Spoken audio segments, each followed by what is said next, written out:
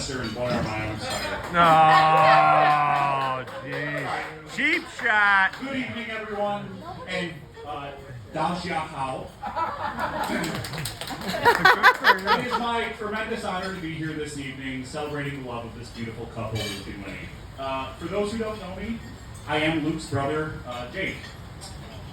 I know there's many stressors leading up to a wedding, you know, trying to find a venue, making sure all your groomsmen have the same colored suit. No names mentioned, Alexander Imicus. But I like to imagine that one of Luke and Winnie's biggest stressors was handing me a microphone in a time slot with really no oversight of what I intend to say. So Luke and I are 5 years apart, and that means I can actually remember when he came home from the hospital. I remember feeding him. And for some reason, I vividly remember the first time he spit up all over me. It wouldn't necessarily be the last time, but we're going to get to some of those stories a little later in the speech. So as I sat down to write this, I started thinking about what made our childhood unique. And believe me, there's a lot. Like literally, I spent a lot of time and money unpacking all of that uniqueness with a professional. But I do always come back to all the travels and the adventures we've had, and the opportunity that my parents gave us to see the country. I'll never forget some of our great adventures. You know, there was the time we drove all the way to Mount Rushmore just to stare into great fog for like 20 minutes. Like literally, we drove 25 hours across the country and just couldn't see a damn thing. There was the time we drove from LA to Buffalo when a swarm of roaches flew up my brother's pant leg. It was like a biblical plague or something. I don't know, it just like chose. Right between my brother's legs is the place roaches want to be. And he refused to get out of the car actually in Texas again. And then there was the time actually we decided to do a 7-mile hike in Wyoming completely on a whim. Like we had no water, no snacks, and we were just so giddy from exhaustion by the end of it. Like the last 3 miles, all our family did was laugh. Nowadays my parents are at an age where they actually can't hike 7 miles anymore, but they found some other ways to keep themselves laughing these days. Anyway, so I moved back to Western New York after college, first living with my parents and then moving into an apartment in the city. I'll always remember this housewarming party that me and my roommate threw when I finally moved in. Like my brother was a senior in high school, and I was super excited because I could finally be like that cool older brother that could show Luke and his friends a good time. One of Luke's friends, Dylan, told me earlier that was the first time he ever had a beer, which, good influence right here.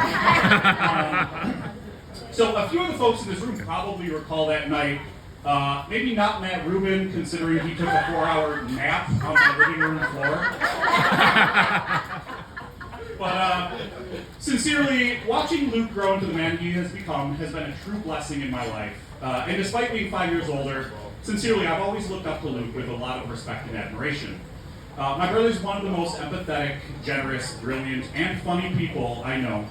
And that's why when I met Winnie in Christmas of 2018, I knew that Luke had met his match. As I may or may not have told Winnie recently, you may not look like it, but you're a certified badass.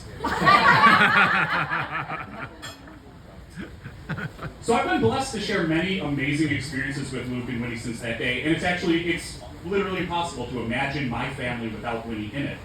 There have been summers on the lake, Christmases in Rochester, we did family visits in Buffalo.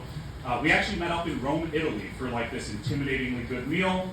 And we had the opportunity to travel together to New Orleans to see the Bills beat the Saints last Thanksgiving. Yeah! Oh, hey. One of my favorite memories, though, was having the honor of attending their first wedding. I want to say legitimate here, but I don't, maybe politically sensitive. Wedding in Vegas. And as beautiful as this evening is, there's really something truly magical about a middle-aged alcoholic in sequins singing Elvis into a karaoke machine. I feel like I might only be missing the sequins at this point in my life, but we're going to not leave that neither here nor there. But the best part of that experience was being able to meet Winnie's family and share many meals and experiences together. Although, when we met for our first time in Vegas, the entire F crew showed up 45 minutes late and severely intoxicated.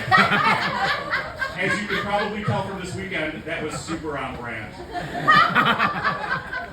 And now I am blessed to share another incredible evening with this beautiful couple, and I'm honored to lead a toast to these two wonderful people. But before I do, I want to issue a warning to the guests here this evening.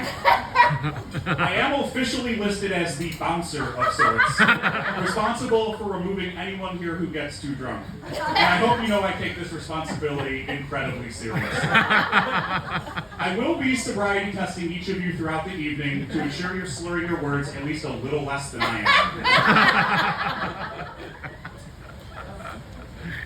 However, oh shoot. Technical difficulties, one moment. Holy God. Like legitimately technical, here we go. Okay, I'm at the end. Yeah, so you're slurring your words less than me, and then, in any case, please join me now in the toast of the bride and groom. I need to remember this, apparently. To Luke and Winnie, Gambe. Gambe!